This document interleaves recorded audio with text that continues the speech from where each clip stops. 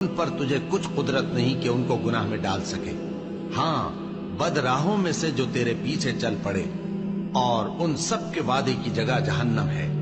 اس کے 7 دروازے ہیں، ہر ایک دروازے کے لیے ان میں سے الگ الگ حصہ ہے۔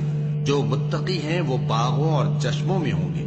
ان سے کہا جائے گا کہ ان میں سلامتی اور امن و اطمینان سے داخل ہو جاؤ، اور ان کے دلوں میں جو کدورت ہوگی ہم اسے نکال دیں گے، گویا بھائی بھائی مسندوں پر ایک دوسرے کے سامنے بیٹھے ہوں۔ نہ ان کو وہاں کوئی تکلیف پہنچے گی اور نہ وہ وہاں سے نکالے جائیں گے۔ اے پیغمبر، میرے بندوں کو بتا دو کہ میں بڑا بخشنے والا ہوں، بڑا مہربان ہوں، اور یہ کہ میرا عذاب بھی درد دینے والا عذاب ہے۔ اور ان کو ابراہیم کے مہمانوں کا احوال سنا دو۔ جب وہ ابراہیم کے پاس آئے تو سلام کہا۔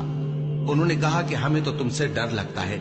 مہمانوں نے کہا کہ ڈریے نہیں، ہم آپ کو ایک دانش مند لڑکے کی خوشخبری دیتے ہیں۔